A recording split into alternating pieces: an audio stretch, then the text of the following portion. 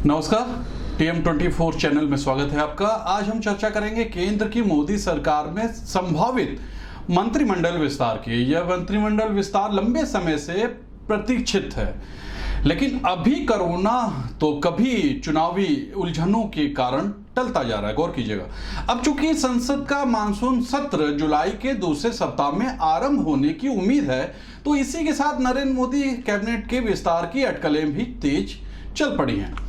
हमारे राजनीतिक सूत्रों का मानना है कि संसद के मानसून सत्र का आगाज 19 जुलाई से हो सकता है। इस विस्तार में राज्यसभा सदस्य ज्योतिरादित्य सिंधिया सहित मध्य प्रदेश से एक और संसद सदस्य का मंत्रिमंडल में प्रवेश तय ही माना जा रहा है। खबरों के अनुसार पूर्व में मध्य प्रदेश के निजाम शिवराज सिंह चौहान की रुखसती की खबरें को जमकर हवा दी गई।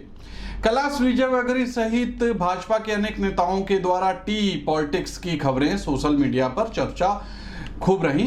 यही माना जा रहा है कि 15 जून तक शिवराज सिंह चौहान की विदाई तय है, लेकिन अब ये संभावनाएं नहीं है। गौर कीजिएगा, आपको बता दें कि प्रधानमंत्री नरेंद्र मोदी और गृह मंत्री अमित शाह की नजरें इस समय यूपी चुनाव पर केंद्रित हैं। पश्चिम बंगाल में जिस तरह हार का स्वाद भाजपा ने चखा है, इसके बाद दोनों ही आला नेता किसी तरह का रिस्क लेना नहीं चाहते। इस बार अगर यूपी में भी भाजपा को मुंह की खानी पड़ी तो नरेंद्र मोदी और अमित शाह की जुगल जोड़ी पर संघ की भुटकुटी तन सकती है। गौर कीजिएगा, वैसे भाजपा की केंद्रीय मुख्यालय में कांग्रेस का निर्विवाद चेहरा रहे ज्योतिरादित्य सिंधिया और असम के पूर्व मुख्यमंत्री सर्बानंद सोनोवाला को केंद्रीय मंत्रिमंडल में एडजस्ट किया जा सकता है। इन दोनों को मलाईदार विभाग भी मिल सकते हैं, ऐसा माना जा रहा है। इसका कारण है कि ज्योतिरादित्य सिंधिया के द्वारा देश के हृदय प्रदेश में कांग्रेस की कमलनाथ सरकार के नेतृत्व वाली सरकार को धराशायी किया, तो दूसरी ओर सर्बानंद सोनोवाला ने हेमंत बिस्वा के लिए न केवल सत्ता छोड़ा वरन उनको सहयोग भी किया। एमपी में सत्ता और संगठन के बीच सामंजस्य बनाने की कवायद भी जारी दिख रही है। संगठन में जिस तरह से सिंधिया गुट के लोगों को एडजस्ट किया जा रहा है, राजनीतिक पंडितों की माने तो राजा दिग्विजय सिंह के द्वारा जिस तरह के पासे फेंके, उससे ग्वालियर के महाराजा नहीं बच पाए और उन्होंने कांग्रेस को अलविदा कहने में ही भलाई समझी।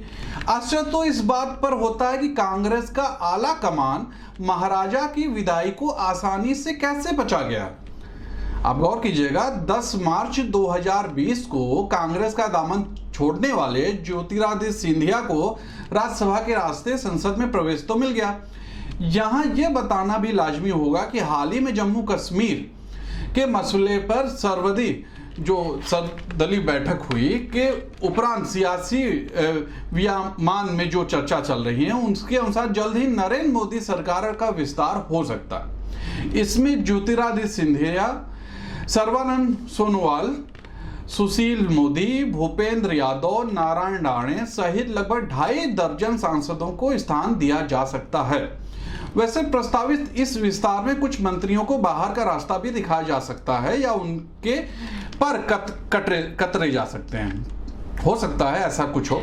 मध्य प्रदेश से फग्गन सिंह कुलस्ते से नरेंद्र मोदी बहुत ज्यादा खुश नहीं दिख रहे हैं। इनके साथ ही मध्य प्रदेश कोटे से ज्योतिरादित्य सिंधिया के अलावा सतना के सांसद गणेश सिंह का नाम भी संघ की पहली पसंद बताई जा रही है।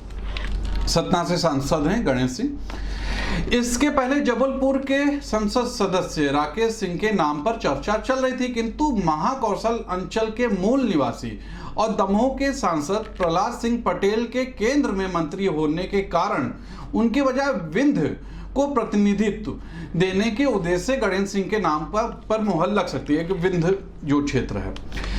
इसके पीछे एक वजह यह भी निकलकर सामने आ रही है कि सतना के सांसद गणेश सिंह को मंत्री बनाकर रीवा सतना क्षेत्र से लगी यूपी की विधानसभा सीटों पर उनका लाभ लिया जा सकता है चुनाव के बाद। गौर कीजिएगा, जो भी होना है संसद के मानसून सत्र से पहले ही होने की बात कही जा रही है। ज्योतिरादित्य सिंधिया के अलावा इस बार मध्य प्रदेश में किस सांसद की लॉटरी लगती है, ये बात भविष्य के घर में ही है। इसके अलावा मंत्रिमंडल में किसकी ताजपोशी होनी है और किसको छुट्टी, ये देखना दिलचस्प होगा। कल फिर मिलेंगे नए विषय के साथ, नए मुद्दे के साथ। तब तक के लिए नमस्कार।